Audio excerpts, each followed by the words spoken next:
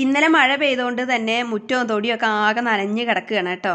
അപ്പോൾ മുറ്റത്ത് നോക്കുമ്പോൾ ഒന്നും കൂടി വെള്ളം വറ്റട്ടെ എന്നിട്ട് മുറ്റടിക്കാമെന്ന് വിചാരിച്ചിട്ടാണ് ഇപ്പോൾ തൊടിയിലേക്ക് ഇറങ്ങിയിട്ടുള്ളത്. വേറെ ഒന്നുമല്ല, 2-3 മാസം മുമ്പ് 4 ദിവസം നമ്മൾ ഫുള്ളായിട്ട് പണിയെടുപ്പിച്ച തൊടിയാണ് കേട്ടോ. പൊന്തയും കാടൊക്കെ വെട്ടി ചെത്തിക്കോരി വൃത്തിയാക്കിയതാണ്. പക്ഷേ ഇപ്പോൾ നോക്കൂ, കണ്ടാൽ തോന്നുന്നു നമ്മൾ ഇങ്ങോട്ടൊന്നും തിരിഞ്ഞ് നോക്കാറേ ഇല്ല എന്നല്ലേ. എന്താ ചെയ്യുക, ഇങ്ങനെ പുല്ല് ഒന്നായിട്ട് പൊന്തി വരും കേട്ടോ. പക്ഷേ നമ്മളോടുള്ള സ്നേഹം കൊണ്ടാണോ ഈ വരുന്നതെന്ന് എനിക്ക് സംശയം തോന്നുന്നു. കാരണം ആ സ്പീഡിലാണ് വരിക. പക്ഷേ ആ സ്നേഹം അത്ര നമുക്ക് അങ്ങോട്ട് ആക്സെപ്റ്റ് ചെയ്യാൻ പറ്റില്ല കേട്ടോ. കാരണം പണി വരുന്നത് നമ്മുടെ കൈക്കാണല്ലോ. ഞാനിങ്ങനെ കാണുന്നിടത്തൊക്കെ അവിടുത്തെ ഇവിടുത്തെയൊക്കെ ഇങ്ങനെ പിഴുതെറിയും കേട്ടോ. പറ്റണ പോലെയൊക്കെ ഇപ്പം മുറ്റടിക്കുമ്പോഴാണെങ്കിലും ഇങ്ങനെ തിണ്ടിൻ്റെ അപ്പുറത്തേക്കൊക്കെ വന്നിട്ടുണ്ടെങ്കിലൊക്കെ പിഴുതെറിയാൻ ശ്രമിക്കും. കാരണം പറ്റണമൊക്കെ പറിച്ച് കളയുകയാണെങ്കിൽ പിന്നെ വരില്ലല്ലോ എന്ന് വിചാരിച്ചു. അപ്പോൾ ഇതിൻ്റെ ഇടയിൽ കൂടെയൊക്കെ ഞാൻ ചെടി നട്ടതായിരുന്നു, കണ്ടില്ലേ. ഇത് ചെമ്പരത്തിയാണ്. ഇതന്ന് മേമയുടെ വീട്ടിൽ നിന്ന് കൊടുന്ന് കുഴിച്ചിട്ട തെച്ചിയാണ്. പക്ഷെ അതൊക്കെ എന്താണ്, പൊന്ത മൂടിയിട്ട് നമുക്കൊന്നും കാണാൻ പറ്റാത്ത ഒരു അവസ്ഥയായിട്ട് വരും കേട്ടോ.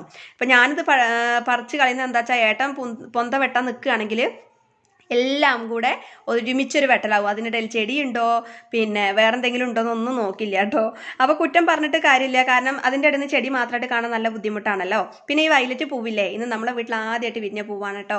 ഞാൻ എൻ്റെ വീട്ടിൽ നിന്ന് കൊടുന്ന് കുഴിച്ചിട്ടതാണ്. പിന്നെ ഞാൻ നേരം കാലം നോക്കിയില്ല. ഇനിയിപ്പോൾ ചെറിയ വെയിലൊക്കെ വരുന്നുണ്ടല്ലോ, അപ്പോൾ പിന്നെ മുറ്റടിക്കാമെന്ന് വിചാരിച്ചിട്ട് മുറ്റടിക്കാനായിട്ട് നിന്നു കേട്ടോ. കാരണം മുഴുവനായിട്ട് ചിലപ്പോൾ വെള്ളം വറ്റാനായിട്ട് നിന്നാൽ അടുത്ത മഴ വീണ്ടും വരും. പിന്നെ എന്താ വെച്ചാൽ നമ്മളെ കായ്ക്കന വേപ്പിൻ്റെ ഇലേൻ്റെ മുകൾ ഭാഗത്ത് കുറച്ച് കരിഞ്ഞ് നിൽക്കുന്നുണ്ടായിരുന്നു കേട്ടോ.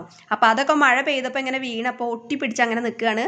കുറേയൊക്കെ ഞാൻ അടിച്ചെടുത്തു, ബാക്കിയൊക്കെ ഞാനിങ്ങനെ വെള്ളം ഒഴിച്ചിട്ട് ഓസിട്ടിട്ട് ഒന്ന് കഴുകി ഇങ്ങനെ വൃത്തിയാക്കി എടുത്തട്ടോ. പിന്നെ ഇന്നലെ മഴ പെയ്തുകൊണ്ടാണെന്ന് തോന്നുന്നു ഇന്ന് ചെടികൾക്കൊക്കെ നല്ല ഉഷാറാണ്. പിന്നെ അതിൻ്റെ മുകളിലുള്ള പൊടികളും ഒക്കെ ഒന്ന് പോയിട്ടൊന്ന് വൃത്തിയായിട്ടുണ്ട്. മറ്റേ ഇൻ്റർലോക്കിൻ്റെ പണിയൊക്കെ കഴിഞ്ഞിട്ട് ചെടീൻ്റെ മുകളിലൊക്കെ നിറയെ പൊടിയായിട്ടുണ്ടായിരുന്നു കേട്ടോ.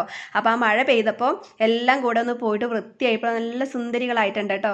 കാണുമ്പോൾ തന്നെ നമുക്കൊരു പോസിറ്റിവിറ്റി തോന്നുമല്ലേ. രാവിലെ ഒരു ഞാൻ മക്കളൊക്കെ പോയി കഴിഞ്ഞാലേ ചിലപ്പോൾ ഇങ്ങനെ ചെടികളുടെ ഇടയിൽ കൂടെ കുറച്ച് നേരം ഇങ്ങനെ നടക്കും കേട്ടോ. അപ്പോൾ നമുക്കൊരു പോസിറ്റിവിറ്റി ഒക്കെ കിട്ടും. പിന്നെ നമ്മളെ ചാമ്പ ഇപ്പോൾ നിറയെ പൂത്ത് വന്നിട്ടുണ്ട് കേട്ടോ. ഇതിനേക്കാളൊക്കെ പൂക്കാറുണ്ടായിരുന്നു, പക്ഷേ ഇപ്പോൾ എന്താണെന്ന് അറിയില്ല, കുറവാണ്. എനിക്ക് തോന്നുന്നത് നമ്മുടെ റംബൂട്ടാൻ്റെ മരം ഒന്നാകെ ചാമ്പയുടെ മേലേക്ക് വീണിട്ടുണ്ട്, എനിക്ക് തോന്നുന്നു അതാണ് എന്ന്. അപ്പോൾ എന്തായാലും ഒരു ചാമ്പത്തൈയും കൂടിയും മേടിച്ചിട്ട് നമുക്ക് ഫ്രീ ആയി ഒരു സ്ഥലത്ത് കൊണ്ടുപോയിട്ട് കുഴിച്ചിടണം.